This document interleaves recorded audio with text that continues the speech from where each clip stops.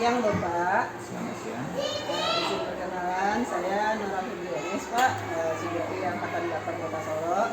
Kebetulan saat ini bertugas di SDMJ Pondok Pesantren. Nah, hari ini saya ada tugas untuk melakukan wawancara dengan beberapa kepala sekolah Pak mengenai pengambilan keputusan kepala sekolah berhubungan dengan dilema etika yang terjadi di lingkungannya Pak.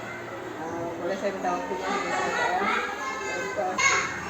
Baik Pak, saya akan mengajukan beberapa pertanyaan. Saya mulai dengan bagaimana selama ini Bapak mampu mengidentifikasi kasus-kasus yang merupakan dilema etika atau bujukan moral yang terjadi di sekolah Bapak. Bagaimana cara Bapak bisa membedakannya gitu? Di sini kalau dilema etika yang kita lihat terjadi ya, itu kan ada dua kepentingan yang antara mereka ini. Yang satunya mereka merasa betul, yang satu lagi merasa salah. Jadi kita akan meneliti apa permasalahan kira-kira yang ini, apakah ini yang benar atau ini betul, tapi kita tampung di keduanya dulu, baru kita analisis. Di sini kita cari permasalahan atau akar masalah dari terjadi ya Pak. Nanti bisa kita simpulkan bahwa Bapak akan menampung kedua informasinya dari kedua sumbernya, kemudian Bapak menganalisa keduanya itu bisa membedakan apakah ini nanti dilema etika atau bujukan moral gitu ya Pak. Baik Bapak, saya lanjut ke pertanyaan kedua Pak. Bagaimana Bapak menjalankan pengambilan keputusan di sekolah Bapak, terutama untuk kasus-kasus di mana ada dua kepentingan yang sama-sama benar atau sama-sama mengandung nilai kebajikan nih Pak? Ini kita tampung kira-kira mana yang lebih utama kepentingan mereka ini. Ya, kita prioritas, kalau kita berikan skala prioritas ya, prioritas mana yang lebih diutamakan untuk kepentingan ini. Karena memang ya Pak, di dalam pengambilan keputusan ini kan kita kenal ada 4 paradigma ya Pak. Yang pertama ada individu lawan kelompok, kemudian rasa keadilan lawan rasa kasihan, kemudian kebenaran lawan kesetiaan, dan jangka pendek lawan jangka panjang. Berarti dari keempatnya ini nanti Bapak akan melihat mana yang merupakan skala prioritas. Dari situlah Bapak bisa menentukan pengambilan keputusannya nanti ya Pak. Wah, sangat menarik Pak. Kemudian Pak, langkah-langkah apa yang Bapak tempuh biasanya untuk mengambil keputusan di sekolah ini? Langkah yang kita tempuh, tentu kita buat dulu skema-skema yang harus kita jalani dulu kan. Kalau jalan langkah ini, apakah nanti ada dampaknya? Dampaknya terhadap itu. Kalau langkah ini kita lakukan perencanaan dulu kan. Perencanaan sudah ada pelaksanaan, nanti kita evaluasi dan kita nilai apa yang kita kerjakan. Berarti bisa kita simpulkan bahwa Bapak sudah menerapkan 9 langkah dalam pengambilan dan peninjauan kembali keputusan itu dengan cara membuat strukturnya dan kita membuat skemanya gitu ya Pak. Selanjutnya Pak, hal-hal apa saja yang selama ini merupakan tantangan bagi Bapak dalam pengambilan keputusan di sekolah ini, terutama yang berkaitan dengan dilema etika? Tantangan kita hadapi, tentu kita akan kalau kita ngambil keputusan misal kita berpihak pada satu pihak di sini, tentu ini akan berdampak kan. Ini akan memberikan kesan yang jauh, tapi kita berupaya untuk melakukan memberikan kebenaran kepada yang satu lain.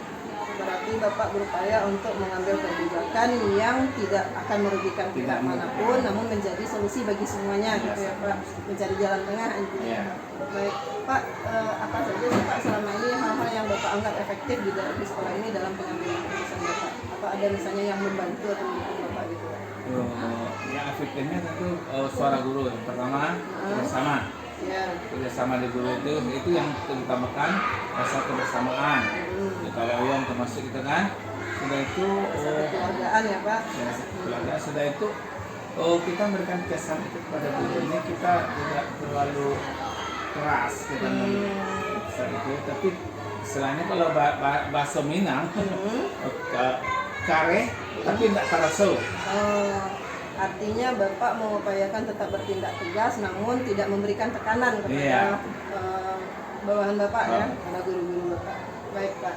Kemudian apakah Bapak memiliki jadwal tertentu ya dalam penyelesaian kasus dilema etika, atau Bapak akan menyelesaikannya langsung di tempat gitu? Biasanya saya melihat waktu. Waktu kesana kan kebetulan mungkin kemana kesibukan saya. Jadi kalau ada suatu masalah biar kita nanti kita cari waktu yang tepat. Berarti Bapak gunakan berdasarkan masalahnya juga mungkin ya Pak. Ya. Kalau masalahnya harus diselesaikan saat itu juga Bapak akan Kalau selesaikan. spontan. Yang membutuhkan spontan Bapak selesaikan. Kalau tidak mungkin biasanya Bapak Kita cari waktu yang tepat. seperti tadi ya yang sudah Bapak sampaikan bahwa Bapak akan kumpulkan informasi dari beberapa sumber dulu gitu ya Ya. Pak. Baik Pak. Selanjutnya Pak, apakah ada seseorang atau faktor-faktor yang mempermudah Bapak dalam pengambilan keputusan? Di sini dalam pengambilan kita keputusan itu memang kita minta saran-saran dari para guru. Saran-saran itu yang menunjang apa yang kita lakukan. Jadi bukan kita ngambil tindakan satu pihak saja kita saja. Jadi kita istilahnya inovasi. Berarti Bapak berusaha melibatkan berbagai pihak ya.